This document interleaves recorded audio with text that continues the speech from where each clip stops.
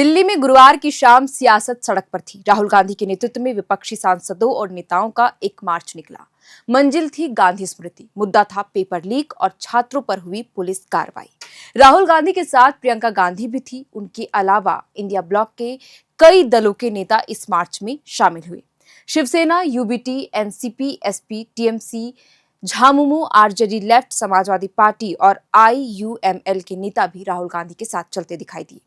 मार्च की शुरुआत राहुल गांधी के घर से हुई। इसके पहले विपक्षी सांसदों की एक बैठक भी हुई। बैठक में पेपर लीक और छात्रों के मुद्दे पर चर्चा की गई।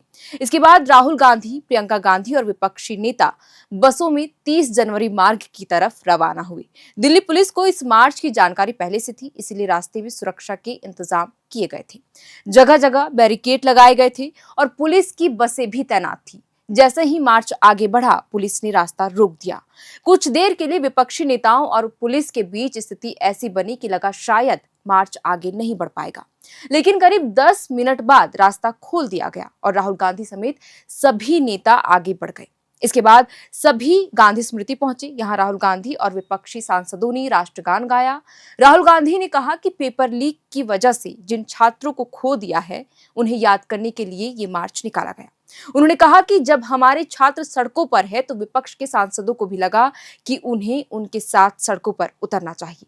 अब इस बयान को थोड़ा समझिए। पेपर लीक का मुद्दा पिछले काफी समय से देश की राजनीति में बड़ा सवाल बना हुआ है।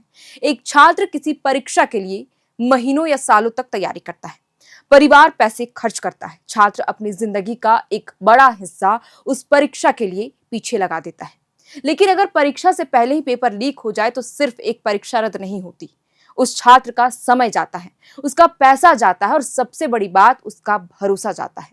यही वजह है कि विपक्ष लगातार इस मुद्दे को लेकर सरकार को घेर रहा है। विपक्ष का कहना है कि छात्र के भविष्य से जुड़े इस मुद्दे पर सरकार को जवाब देना चाहिए। वहीं छात्रों के प्रदर्शन के दौरान पुलिस की कार्रवाई को लेकर भी विपक्ष सवाल उठा रहा है। गुरुवार का मार्च इसी राजनीति लड़ाई का एक और हिस्सा था और इसके लिए गांधी स्मृति को चुना गया। गांधी स्मृति को पहले बिड़ला हाउस के नाम से जाना जाता था। महात्मा गांधी ने अपने जीवन के आखिरी 144 दिन यहीं बिताए थे। 30 जनवरी 1948 को गांधी जी प्रार्थना सभा के लिए जा रहे थे। इसी दौरान नाथूराम गोडसे ने उन्हें गोली मार दी थी। आज भी गांधी स्मृति में गांधी जी के अंतिम कदमों के निशान सुरक्षित है। वो रास्ता मौजूद है जिस पर चलते हुए गांधी जी प्रार्थना सभा के लिए जा रहे थे। वह जगह भी सुरक्षित है जहां उन्हें गोली मारी गई थी। ऐसे में राहुल गांधी और विपक्षी नेताओं का गांधी स्मृति पहुंचना अपने आप में एक राजनीतिक संदेश भी था। पिछले कुछ दिनों से विपक्ष लगातार सड़क पर नजर आ रहा है।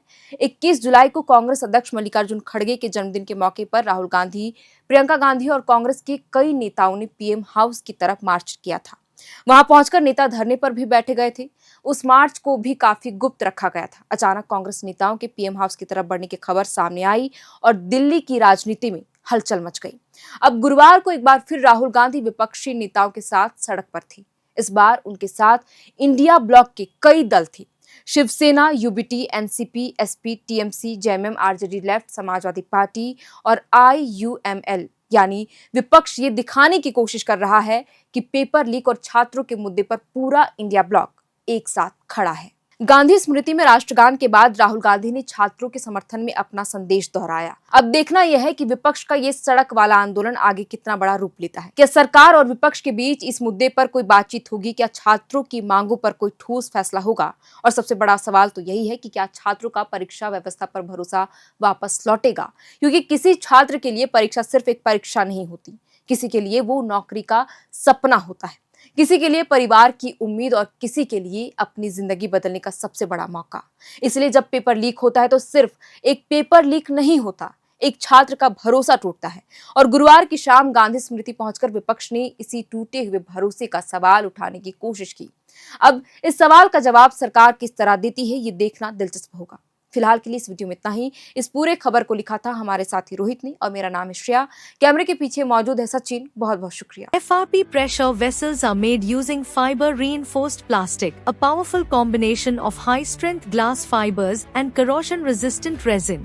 At Duraplast, we manufacture these vessels using advanced filament winding technology. Layer by layer, resin coated glass fibers are precisely wound over a rotating mold, creating a structure that is lightweight, high strength, and built to handle pressure. The result? superior corrosion resistance, longer lifespan, lower maintenance costs for industries that demand performance without compromise. For customized FRP pressure vessel solutions,